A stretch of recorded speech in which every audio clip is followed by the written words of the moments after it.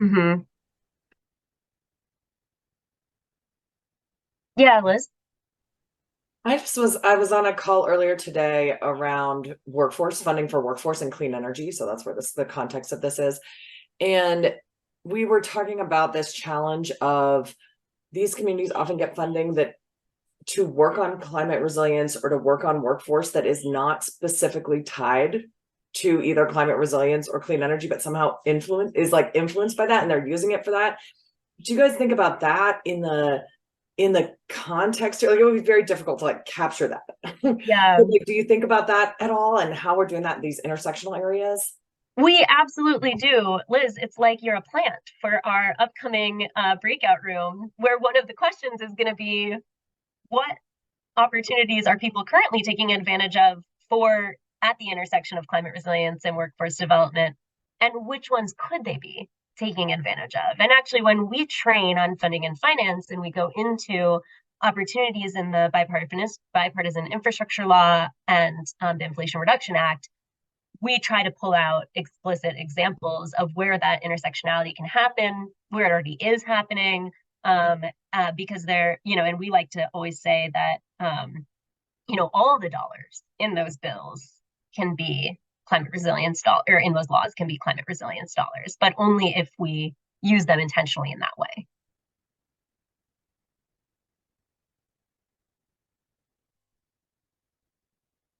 Yeah, USDA for sure is a great example of that. Um, all right. So just to give you a taste, and again, you have this in the resource, the linked resource that I sent in the chat. And if anyone wasn't able to grab that, please speak up. You can just unmute and let me know. But the linked resource in the chat has this slide as well. So here's a taste of some of the content in that section on challenges. So political and cultural challenges, capacity challenges, regulatory and administrative challenges.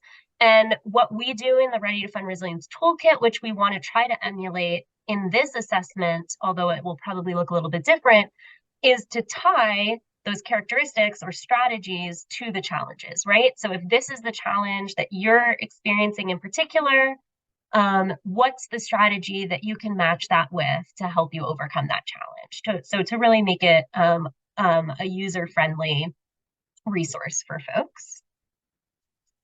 Um, and then here again are just those characteristics or strategies laid out, the exact ones that I went through before.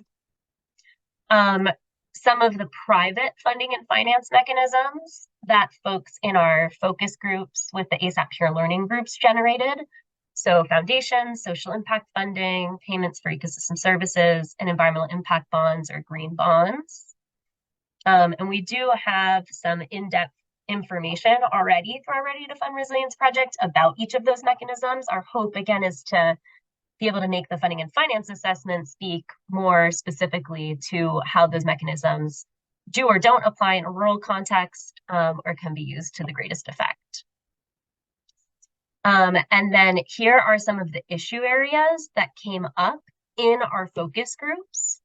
So, and what I mean by that is in the focus groups, people named these specific issue areas in the context of funding and finance opportunities. And I think, our initial sort of emerging conclusion from that is that this is where people are seeing opportunities. But again, to your point, Liz, that doesn't mean that that's the only place where the opportunities are. So really interested to know how this is or isn't resonating with what you all are seeing out there. And again, yeah, this is not meant to be a comprehensive list. This is meant to show you what data has come up already, so that we can build off of it. Public funding and finance mechanisms, right? So I think that a lot of folks don't even necessarily know what all of those mechanisms look like, the differences between them, and again, how they can be applied in a rural context and what the specific challenges or opportunities might be on a mechanism by mechanism basis. So grants with match, or grants that require match, grants that don't require match, low interest loans, revolving loan funds, and opportunities coming out of soil and water conservation districts, as well as other types of state, regional, or local public funding and financing programs that may or not, that aren't necessarily listed on this slide. Okay, with all of that, these are the questions that are kind of coming up for us as we put together this funding and finance assessment. And this is review from what I shared in our track introduction and kind of what I've been priming you all for as we've been going through this presentation. But what challenges for accessing climate resilience funding and finance are rural communities experiencing? Which of those are similar to those experienced by other types of communities with low capacity and which are specific to rural communities? What strategies, characteristics, actions are succeeding in increasing climate resilience funding and finance access for rural communities, and why? And what public funding opportunities are currently being used to advance climate resilience work in rural communities? What new opportunities or even existing opportunities can be used in this way, and why? And that's speaking to your question, Liz. And then again, just overall, want to gather as much information as we can about rural community context that may make particular funding and finance mechanisms more or less appropriate or accessible. So to that end, and I just want to give a verbal cue for you, Jeff, that we're about to move into our breakouts in a sec, and we're going to have 2 different rooms so that we can foster some more in-depth conversation, and folks will also have a chance to introduce themselves and get to know some of the folks in their group.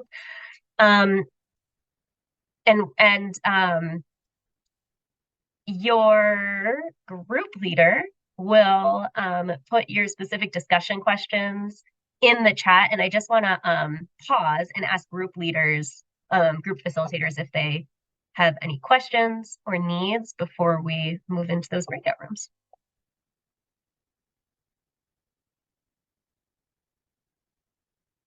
All right, and I think I did a plug for this in the plenary room, but your breakout room facilitator is going to be asking for a volunteer note taker. So think about if you want to be that person.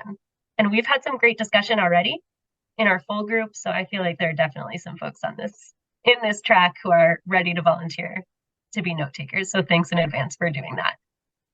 Jeff, are we ready to move into our breakout rooms? Are people aligning with the questions, or are we just assigning folks across the questions? Yeah, we just need one facilitator in each room, and then everyone else can be randomly assigned to a room.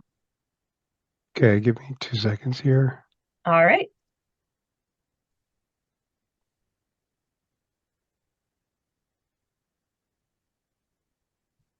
And do we want to do 4 rooms? No, I think we can do 2 rooms. So we can just consolidate and make sure that we have one facilitator in each room. Okay. Oh, so maybe people won't have to volunteer as note takers because we have fewer groups than we thought we might need. And we could just use our extra facilitators as note takers. But see, I hate to take away this opportunity for folks to show their enthusiasm for the topic.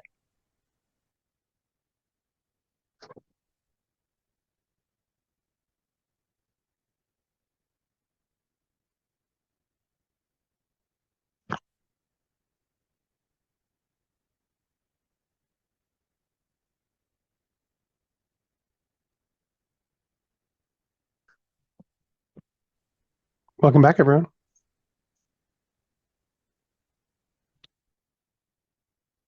Thanks, Jeff. Nice to see you. Good to see you too, Hannah.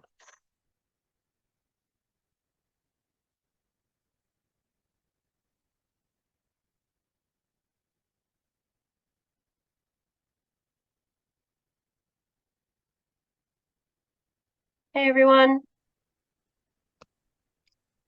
Okay, welcome back to our main track room. Hopefully you had a really productive conversation. I was really excited by the conversation we were able to have in our track room. We had some awesome expertise from rural communities, from climate resilience, and we're really able to dig in there.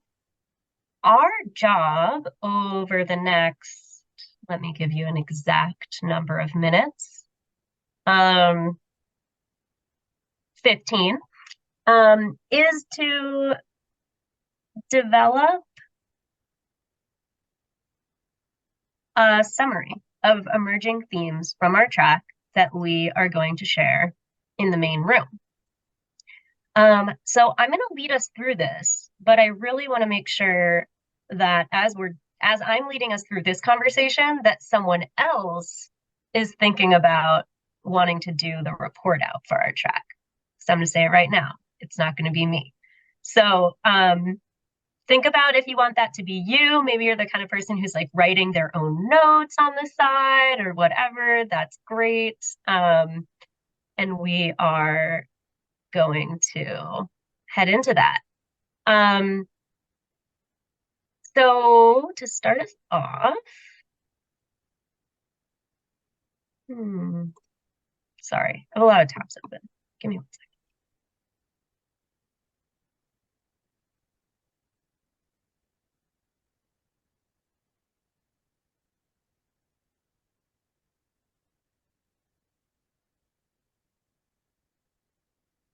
All right.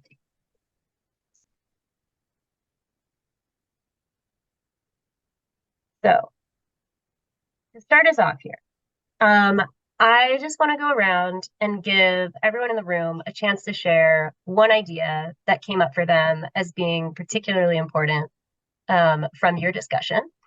And, you know, that's going to look different for everyone. After we do that, we're going to go into developing some share outs around some really specific questions around like how ASAP should be modifying the funding and finance assessment as we move forward, and what other organizations do we want to involve in this work in this space. But first, I just want to give everyone a chance to kind of get a first opportunity at reflection on the conversation they just had. Joanna, do you want to start us off? Sure, I can. One of the themes that came up was there's a lot of streams of funding, but there's just so many it can be overwhelming. Mm-hmm. I think that was something that we came up with. Yeah, overwhelm. That came up in our group too. Okay, great. And Carlo. One of the ideas that came up in our group was there's probably somewhat lack of capacity in carrying out the requirements of any funding that may be available to rural communities. Lack of personnel, for example, came up, and a lack of capacity again to carry out the funding mechanism. So that was something that we discussed, as well as other ideas, of course. Thanks, Carlo. Amy? The match requirement is a challenge, and either changing the requirements for the match maybe to move into longer term so that it could be used, or eliminating it altogether is an idea for consideration. Great. And Langston?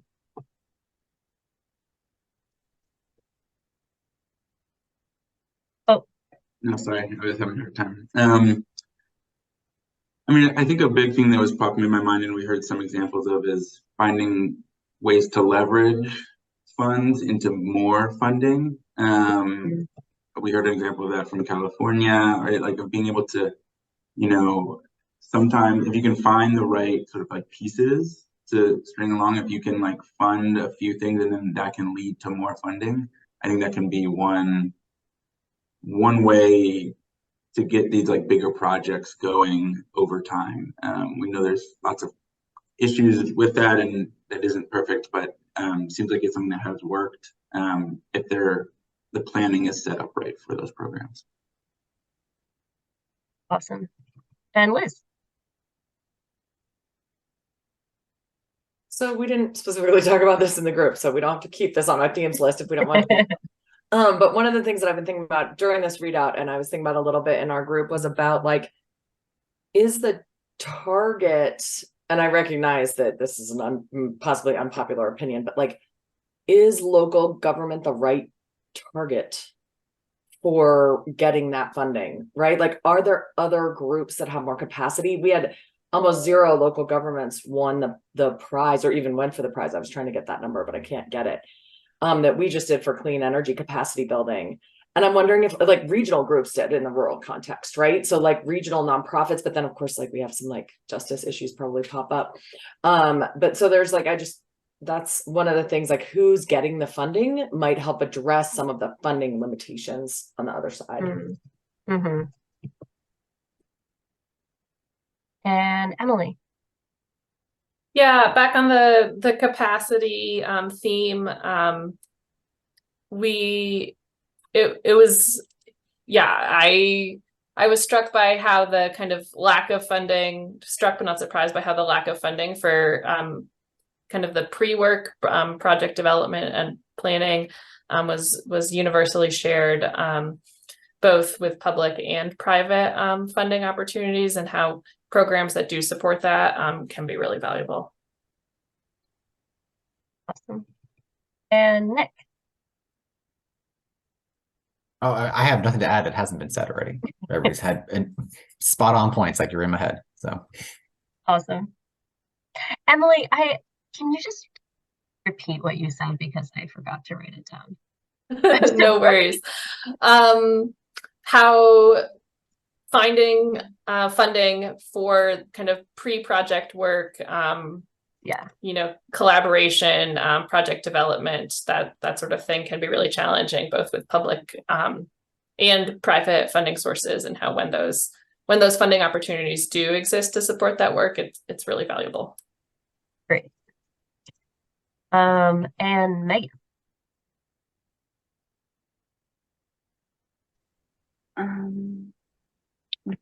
Pretty much covered everything, but something that just came to me is thinking about how ASAP may be able to reach out to like the farmers union, ways to try to think about USDA funding and leveraging it in a different way than maybe. It's like you anticipated our next set of questions, but I want to give Hannah a chance to reflect, and then we'll. That's amazing. So of course I was thinking about the community members and how they can be part of that solution. And so things like, you know, roles for farmers, roles for farm workers, and that type of public-private partnership might be really fruitful in a farming community, and also potentially solve multiple climate issues. And then I think also coming up with creative models. So, you know, like utilizing land trust or community supported agriculture or other kinds of models that already work in a rural setting, to try to either partner with or leverage those things that work. Awesome. Sorry, one more point to similar, just jumping onto what Megan said, which is, Rachel, I think it would be amazing if ASAP could figure out how to kind of move the field of practice forward in terms of making it, you know, kind of advocating for rural communities on a national level, because obviously each small rural community is struggling on its own. Mm-hmm. Okay, awesome. Okay, guys, here's what we're gonna do next. I am gonna put 3 questions in the chat. Each question is gonna get its own chat. And I want y'all to try, if you can, to use the reply feature to respond to whichever question or questions you want. So I'm gonna demonstrate. Here's our first question. Well, yeah, here's our first question. Based on this conversation, what changes should ASAP make to the funding and finance assessment over the next few months? And then I'm going to click reply. And I'm going to say, make it awesome. But obviously you're going to say something much deeper than that. So I'm putting all 3 questions in the chat. Please fire away your responses. And if you don't know how to use the reply, please don't be shy, unmute and let me know, and I will give a more thorough demonstration.